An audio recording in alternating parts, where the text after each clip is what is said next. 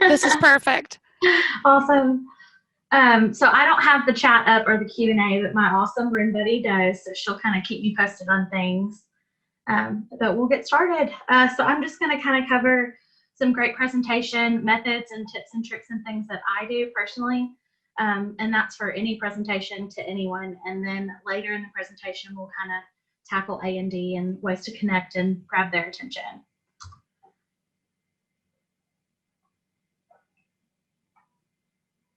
So this is me. I'm Rachel, and this is my awesome team. And like Charity told you, I work for L&M in Little Rock, Arkansas.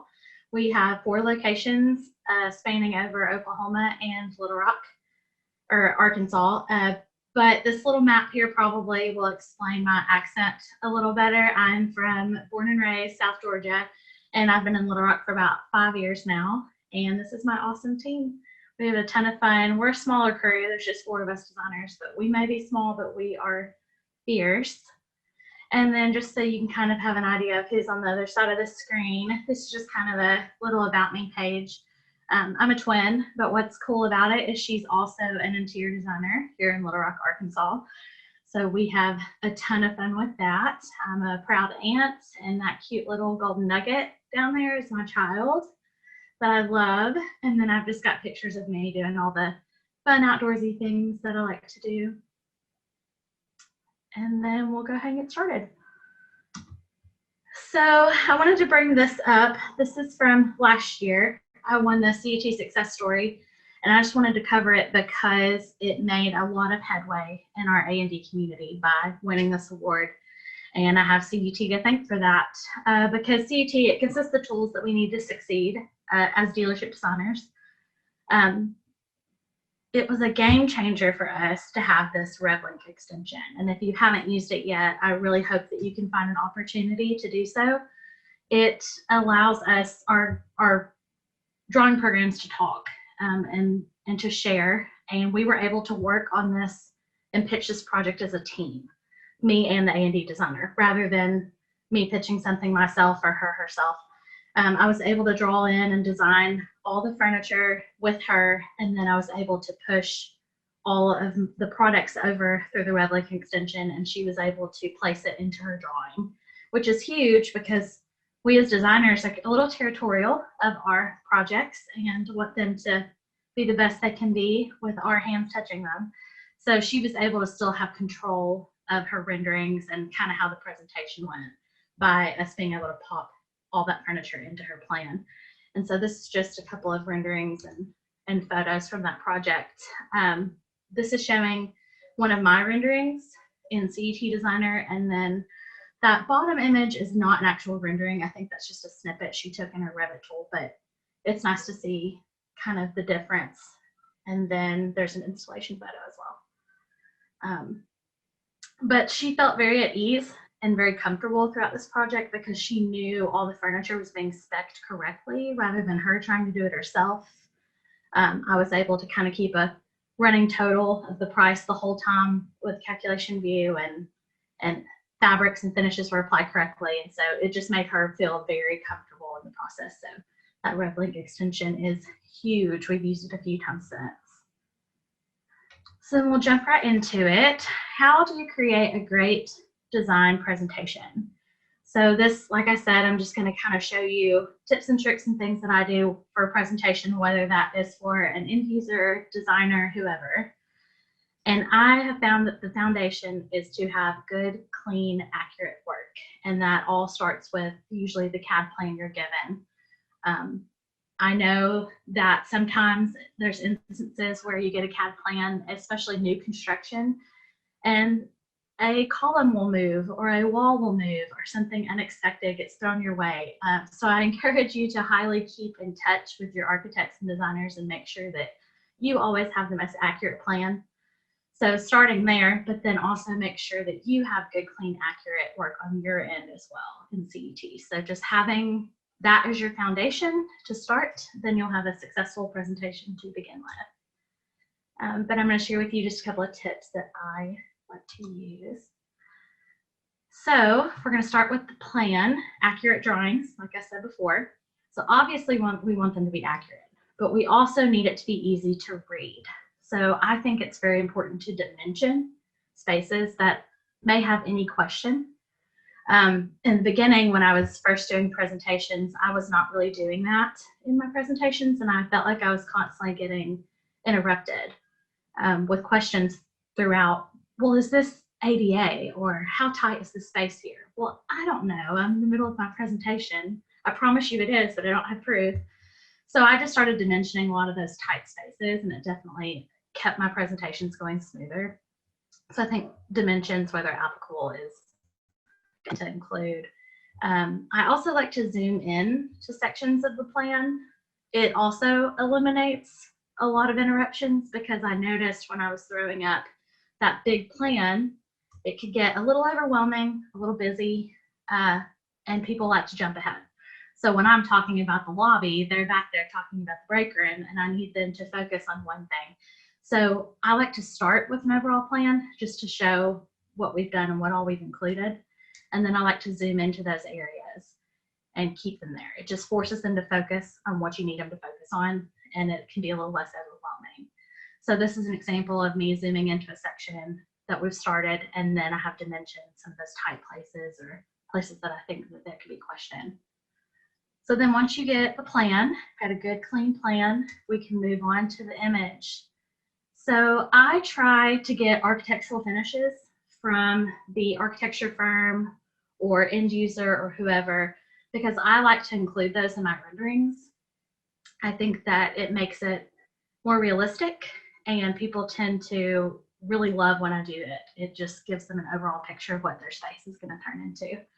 So there's even been instances where I can't get them, and I won't take no for an answer, and I've gone out to the space and taken my own images of real close. I'll go up to a wall or the floor and try to get my own, and I've even been able to use those and apply them in CUT, and they've worked. But then there's times where obviously your image has shadows or it's not as good. So I fake it till I make it, and I use those images and try to match it, go to Sherwin-Williams or get with some of my flooring reps or look at their products and just try to match it and get as close as you can. So just fake it and get it looking good. Now, I will say there are instances where white space is totally fine. Here's an example of where I've done a rendering where the floor is white, walls are white, really just showing the furniture. I don't do this very often, but that doesn't mean it's wrong. You can totally do it. It all depends on your situation and who you're presenting to. But this is just showing you an example of without those architectural finishes. You want to apply your fabrics and finishes accurately as well. And what I really mean by that is sometimes your patterns on fabrics and wood grains can come in kind of skewed and off. And sometimes I've noticed that is a little more with smart tools, and smart tools are great, but once in a while they will come in that way. I am not afraid to explode things. I feel like that used to kind of be a fear. I would hear people they were scared to do it, but I think Kate Sword, I think she explodes some things, and a lot of us like to do that and get it exactly how it's supposed to look. So don't be afraid to use that tool and explode the piece and scale that fabric and get it exactly how it needs to be. So on the right, that's just an example of how it's the accurate scale, and then the left is not. So then huge is to have good lighting. This rendering is pretty dark, and that's just showing how lighting can really affect the whole overall rendering. But then here's an example of where I fix the lighting. Post-processing tools are huge. I did not even really know that this existed when I first started using CUT my first year. I always saw that box over there, didn't really know what it was about. And then once I figured it out, it really saved me some time, because there are times where you do renderings and it doesn't come out quite as clear or as bright as you need it to be. And rather, there are instances where I don't have to go back into the drawing and add more lights. I can fix it in my post-processing and brighten it up. So definitely use those tools. I've actually heard in multiple sessions this conference, people have brought up post-processing. So that's exciting. I'm glad people are using it and have figured that out. And then back to the lighting, I like to use the area light a lot. I use the Omni light sometimes too, places that I like to use that omni light would be like in those lamps right there. Sometimes I'll tone it down and pop one into the lamp and it makes it look like the lamp's on. Or task lights, putting them in there. So that's a good space to use those, and you can change the elevation and get it right where you need it. So then once you have the image and you get those good, clean, pretty images, we go on to the details, which is probably my favorite area. I love to accessorize. So accessories can make a space look lived in and less flat, a little more fun and interesting. So I accessorize every single rendering, even those quick ones. I at least throw a plant on the desk or just something to kind of give it some interest. So accessories are huge, and here's kind of a little example of that. In this space, I added artwork, a ceiling, I've got lamps. You can't really see, but I've got some magazines on the coffee table, plenty of plants in there, and then a rug. And also accessorizing is a good way to add to your total bill. So I threw that rug in, and the end user loved it and bought it. So sometimes you can throw in some of those accessories to enhance the project even. I also like to add swatches to my presentation. So I typically go in with fabrics and finishes on either a board, or I have them loosely just on the table and can kind of walk them through the space and point out pieces. So it's always good to have it in person, which we all know.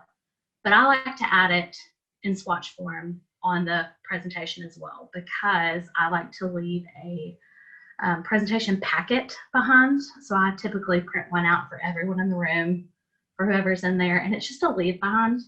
It's something they can go back and reference, and I've noticed that it eliminates a lot more questions after I've left the presentation because they have that on hand. And then by putting the swatches there, they have that and can remember what went where.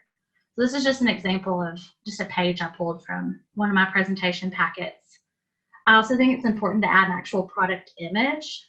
I don't think everyone has to have that, like A&D designers probably don't, but several of my customer base likes to see the actual image too. So this is a good example of how I've thrown in the actual images, the swatches, and then there's a rendering showing it all applied.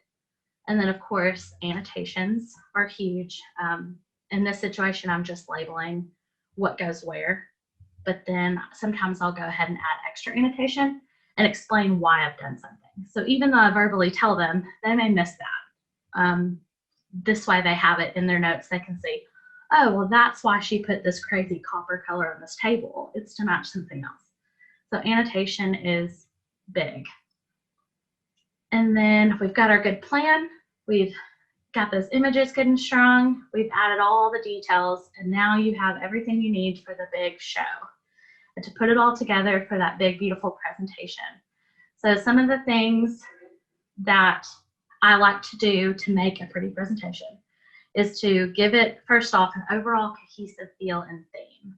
You don't want it to be too scattered and all over the place, so you can keep that consistency with colors and locations of things. And you'll see what I'm talking about in a minute. I'll pull up an example. I also like to use graphics and shapes to kind of keep it interesting. Branding is huge for me. I think that's very important. If I leave those packets behind and one gets misplaced or laid somewhere else and someone comes by and sees that packet and thumbs through it, they see my logo, they see my information. So when they see this impressive presentation, they know who to call. So that's huge. Always put your logo on things. I really like white space and visual breaks just to kind of break up the presentation a little bit.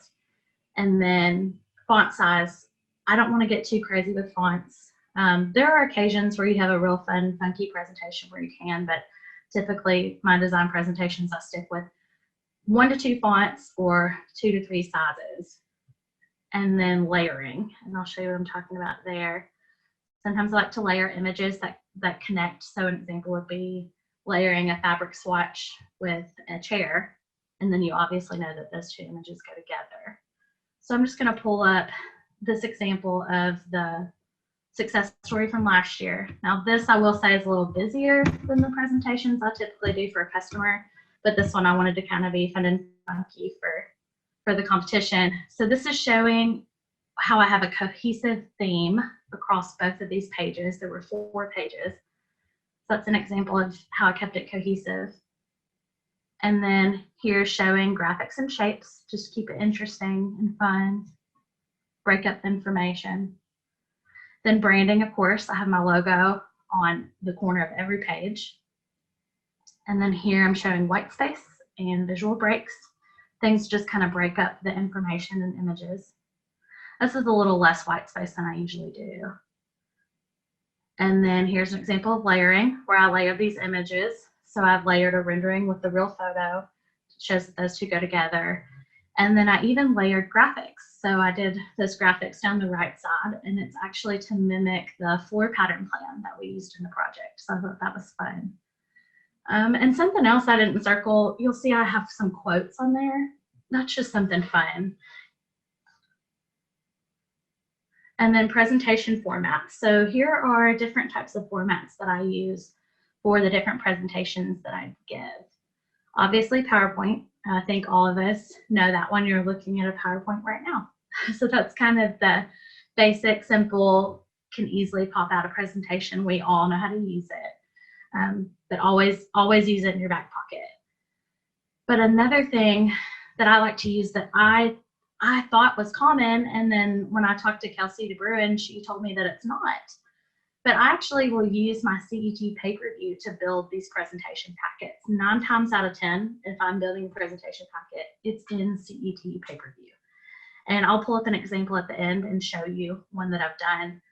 But I just find it really easy because I'm able to quickly drop in the plan and scale it.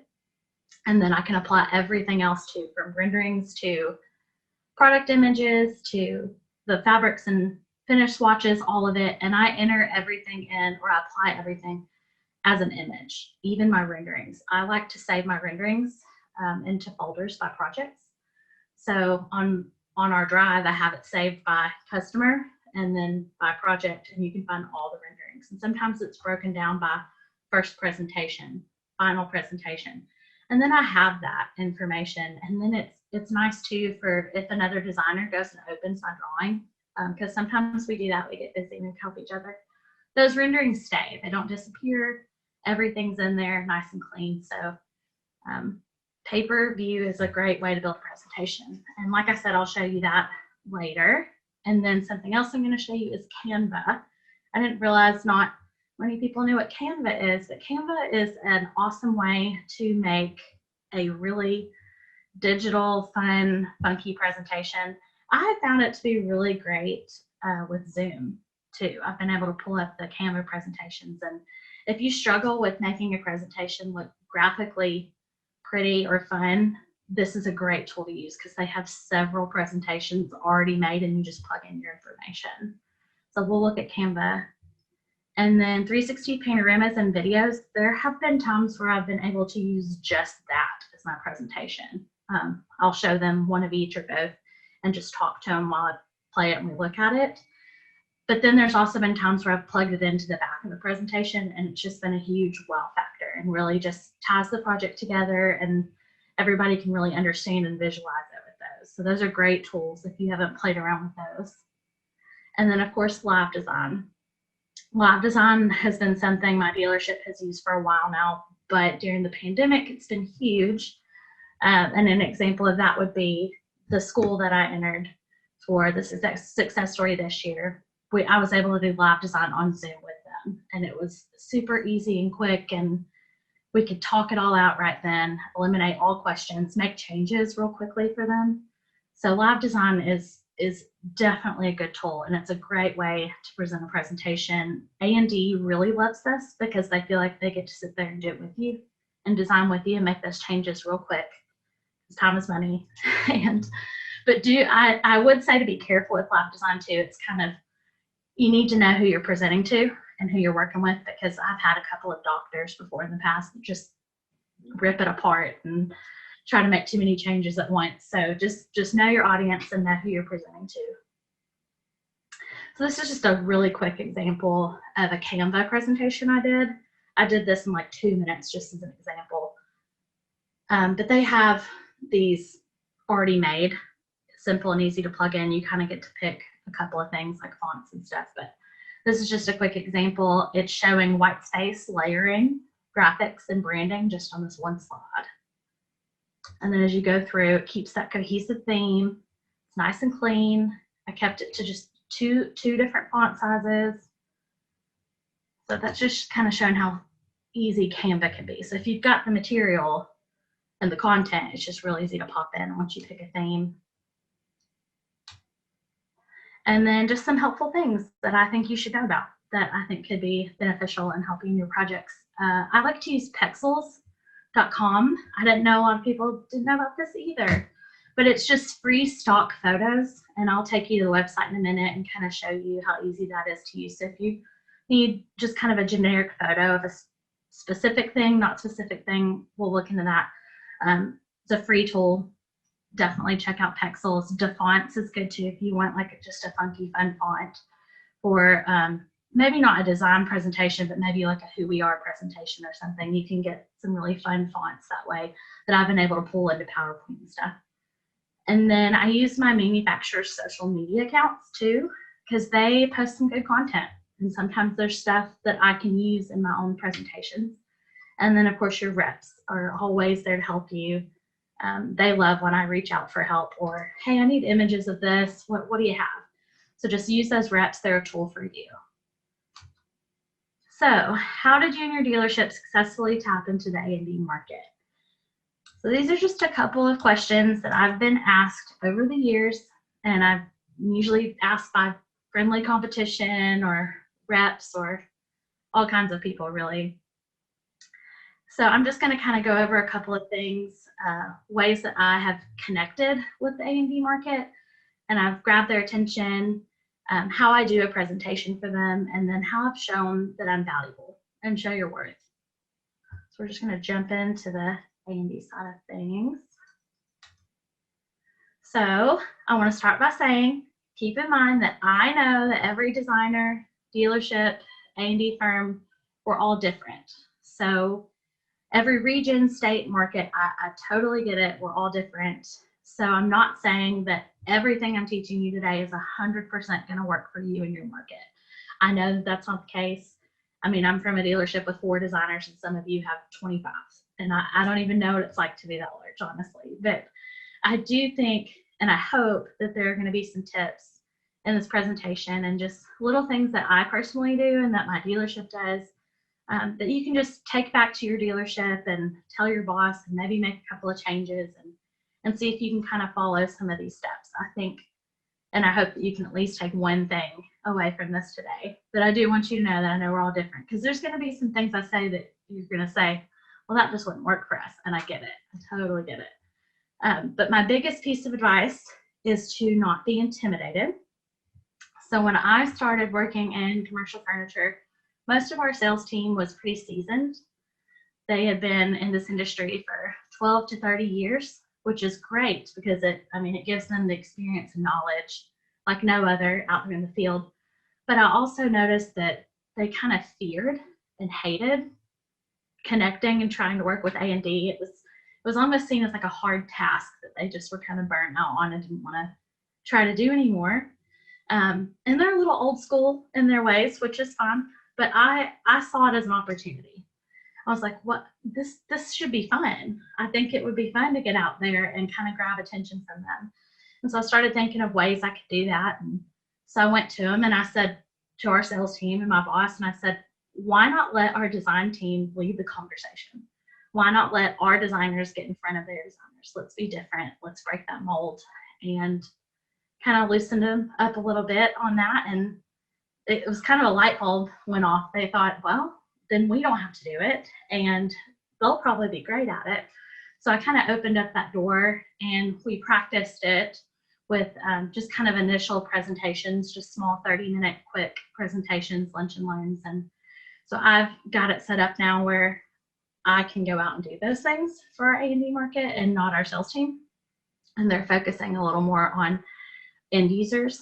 So big piece of advice, don't be intimidated. Like I said, I think our sales team was just very, very intimidated, but they're just like you and I, they're designers. We're all in the same pond.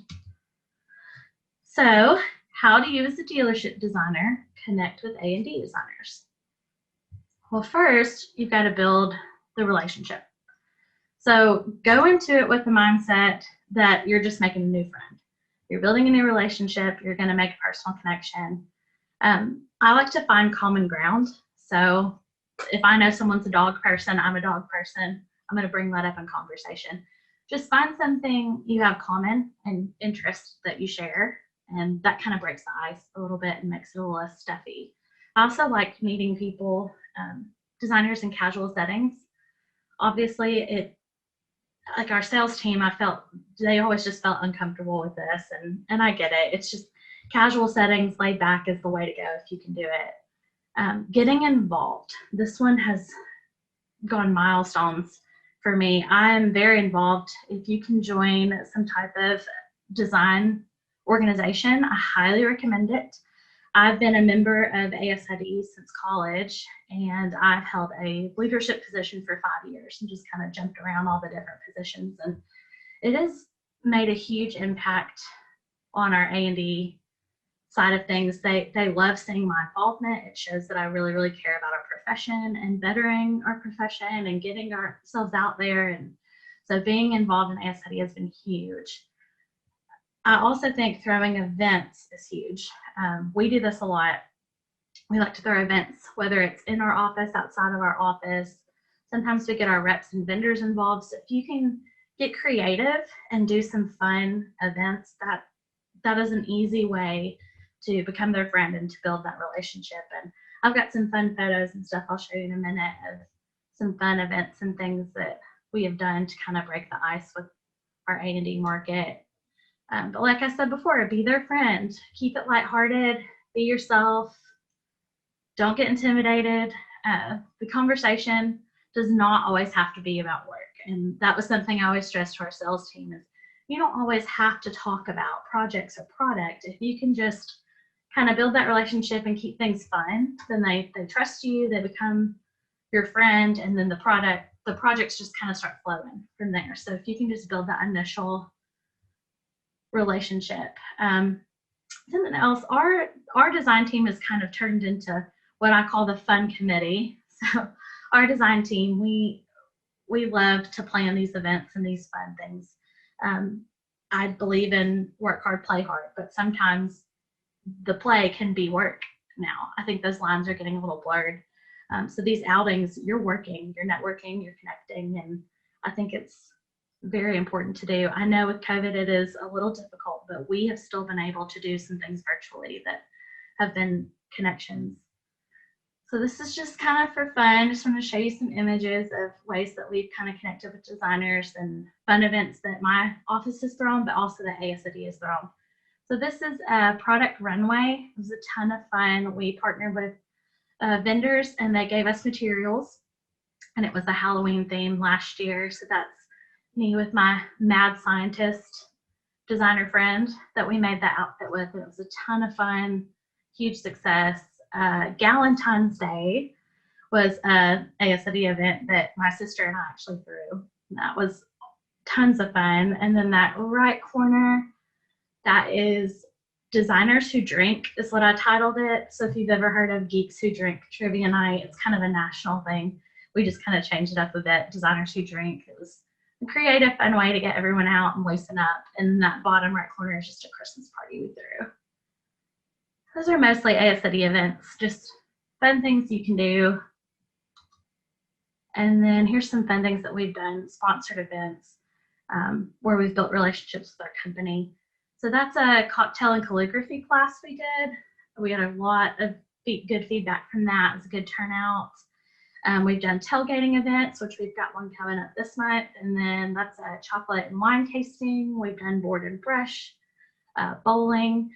So just get creative for these outings. Like I said, I know with COVID, it's kind of difficult to do that, but we've been able to do some virtual things too, like virtual happy hours where we've done porch drop-offs and we've dropped off little goodies and, a bottle of wine or something, and we've jumped on and all caught up. And or like I said, we're doing a tailgate next week where we're all going to wear masks and space out, but it's going to be in a huge parking lot, so it should be very, very safe. So just get creative. I know we have to get extra creative in these times. Ways to stand out and get their attention. By being the voice of your dealership to the A&D community. So in our Tulsa office, we one of our girls has kind of a title of A&D liaison, and I'm kind of that person in our Little Rock office. But if you can be the voice of your dealership to the A&D community, I think it goes miles. Designers feel comfortable talking to designers. We kind of speak our own language, and so to me, it just makes sense. Winning awards is a great way to stand out and to get attention. Today, I've had probably 4 A&D designers now text me to congratulate me on awards today. I don't know how they found out. Maybe my office is telling people already, but it's huge. They respect that. It means a lot to them. And when they see those awards won, they know that they can trust that designer, they can trust that dealership, and they're doing a real good job. So I really want to use this moment to encourage you all to please enter awards into the CET experience next year. You'd be surprised. I never thought I'd win one, and I threw in a kitchen rendering one year, and here we are. So I really encourage all of you to submit those awards. You're all talented. Let's see it. And then show them how valuable you are by showing them you're valuable to your own company. So I think by my company trusting me and letting me go out and do these pitches, that proves that they value me and trust me. So then we've got a couple of fun photos here. I wanted to show this one because I think it's really cool. Every single girl in those photos is a designer at a different A&D firm. None of them work together. And I know that that is incredibly rare and it's hard to do, but in Little Rock, we've worked really hard to kind of blur those lines and show that you can be friendly competition. I mean, we're friendly competition at the CET conference. A&D can do it too. It's not unheard of. If you can just get in there and kind of build those relationships, get talking, make friends, you can definitely blur those lines and then start doing things with groups of people among other firms. And then, of course, winning those awards, it's huge. And it doesn't have to just be CET Designer. I enter awards for ASID every year. There's all kinds of things out there that you can try to enter. Just going to give a quick little shout out to my girl Tamara. We used to work together. If you sat in her session already, she's fantastic. It's her 3rd year speaking. And if you haven't yet, she's got one more after this. And then another little shout out to my girl Anna, who I think is watching. It's her 1st year at the CET conference, and I'm just excited she's here. And then this is just kind of fun. I like to fish. So steps to a successful A&D visit / presentation. And these are kind of just that initial presentation, just kind of get your foot in the door, how to start with you being a designer, speaking to a designer. And these are kind of my 4 little steps. Get yourself to and familiar with the pond, bait the hook, reel them in, catch, release, but always go fishing again. And you're like, what is this storage girl saying to me about fishing? How does this tie in? And I'll show you.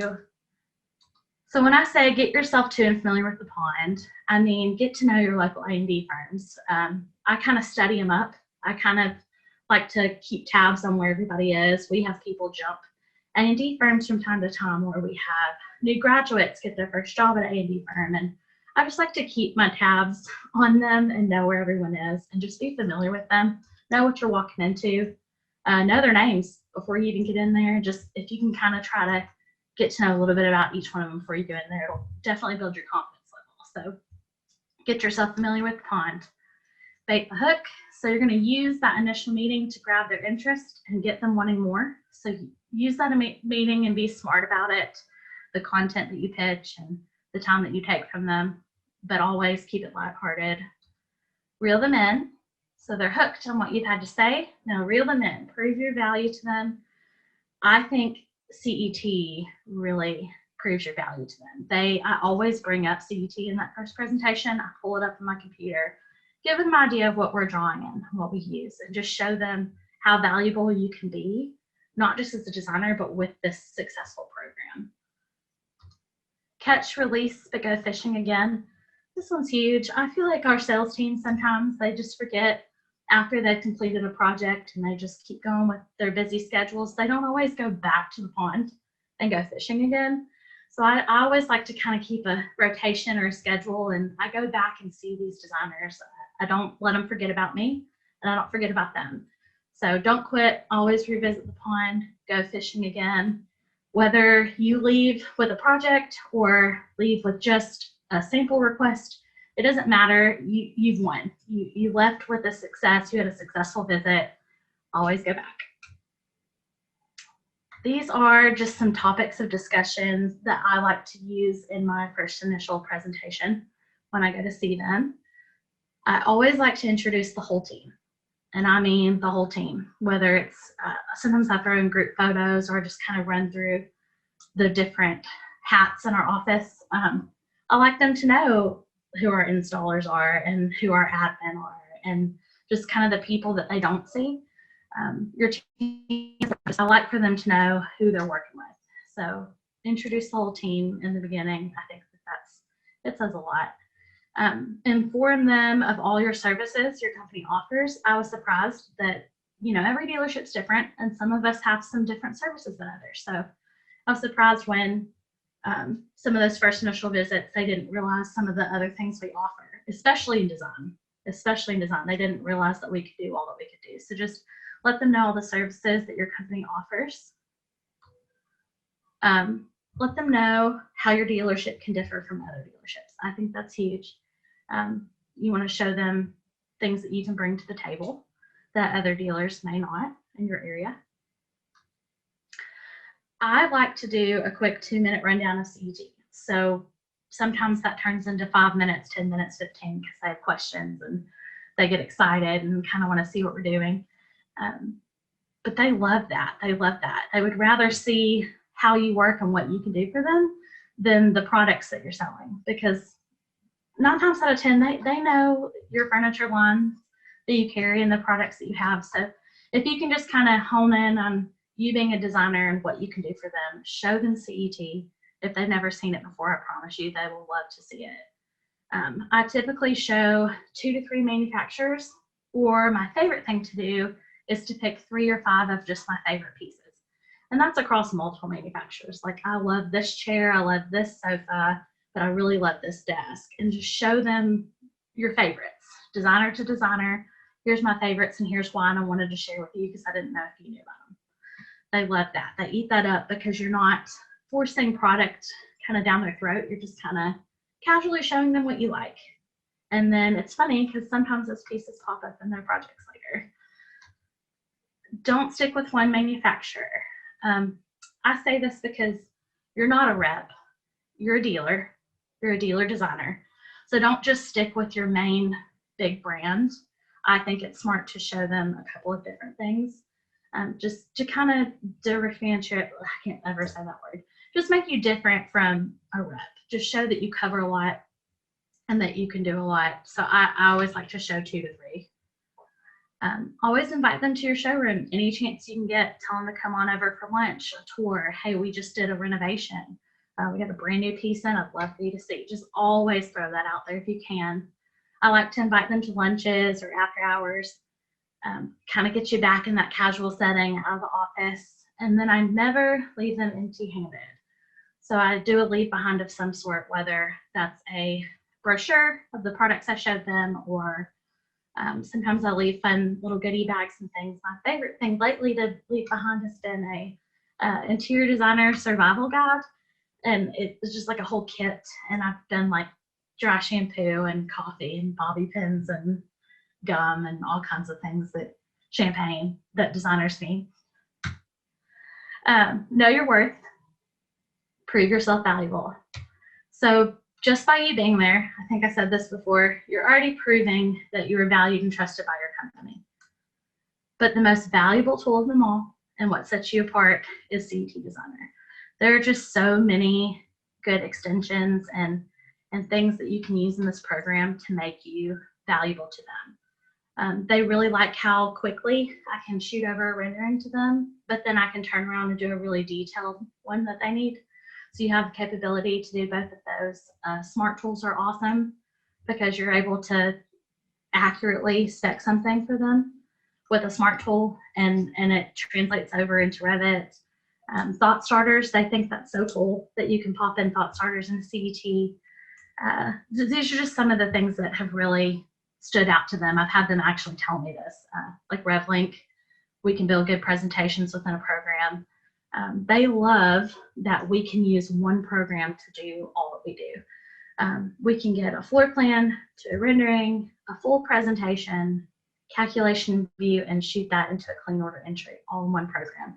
And that's huge, guys. I mean, CET gives us that, and they are loving knowing that we can do that in one program.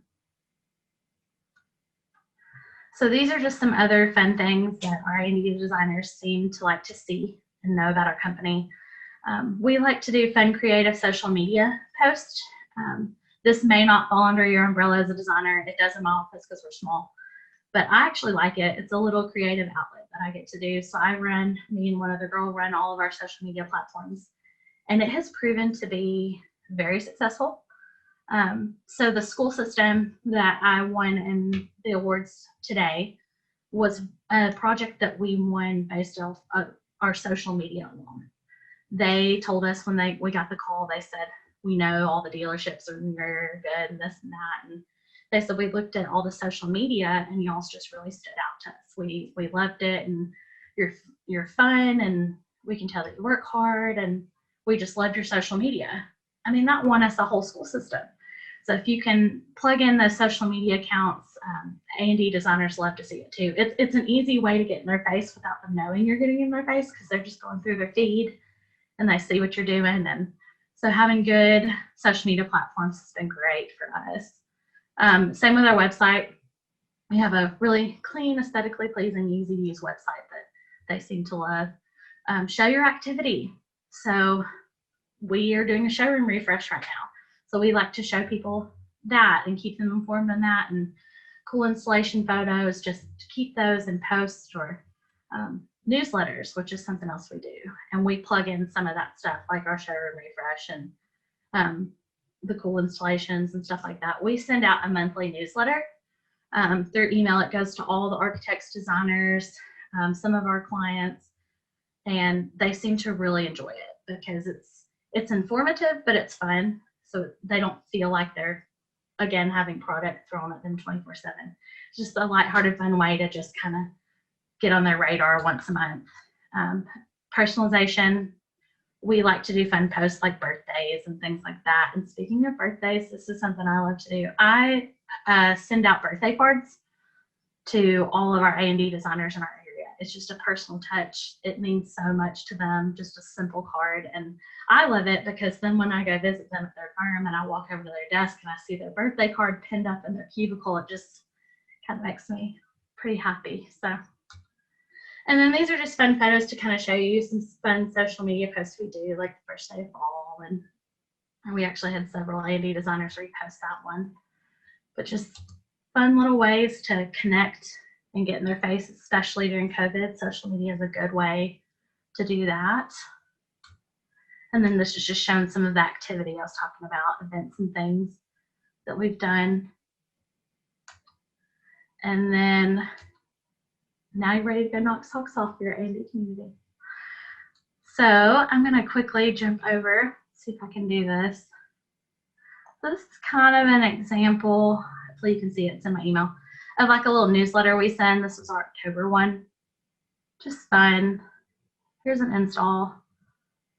Here's us highlighting our install team. We made a video walking you through the progress of our showroom. We highlighted a manufacturer and some products we love. And then we always end it with who we are and who our manufacturers are. So it changes every month. But they really seem to like it. We've gotten some good feedback from that. And then I'll hop over to the internet real quick. Okay, so this is Canva. This is what I was talking about. It's free. I think everyone should make an account. It's unreal all the things you can build from here. So I've built presentations for sure, but I also use it for Instagram posts, Facebook posts, flyers, posters. I mean, it's limitless. There's so much you can do on it. So if you have a hard time kind of making a aesthetically pleasing presentation and you don't want to have to put that much thought into the graphics and things like that, definitely hop on over to Canva. To font, I use when I need like a funky fun font, which is usually more for those, presentations where I go into an A&D firm. I don't really use it for presentations for an actual project, but they're there and they're free. And then this is Pexels that I was talking about. So you can type in whatever into your design. So let's say I'm doing a project or a presentation just for A&D and I need some stock photos. And here's a pretty picture that I can use as a background or plug into the presentation like this. I mean, I could put text here. So just easy to use, free, like we used it for our fall post. So I have all these fall photos to pick from. So Pexels can be a great tool. Social media, like I said before, I like to use our vendors' social media. National, JSI, I use theirs a lot. All Steel, just hop on over to your manufacturers. If you don't follow their social media accounts, not only does it keep you in the loop and teaches you things and you up to date on their products and things, but I'm able to kind of borrow some of these photos for things. And then something else I'll show you real quick because people wanted to see it in the last session. Example of a presentation in CET. So I don't have CET pulled up. This is a PDF version that I printed from CET, but it's showing the paper space where I've turned it into a presentation. So this one I actually used a title block, but I don't always do that. I do, however, always have my logo and I always have the title of whatever I'm showing. But this is just an example of how you can build a whole presentation within CET. You don't have to go use some of those other formats if you don't want to. So this is what I use when I'm building those presentation packets that I like to leave behind. So that's just a quick little example.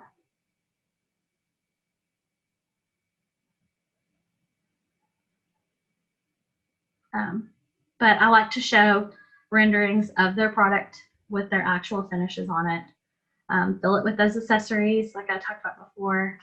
And then I follow it up with an actual image so they can kind of see what it really looks like.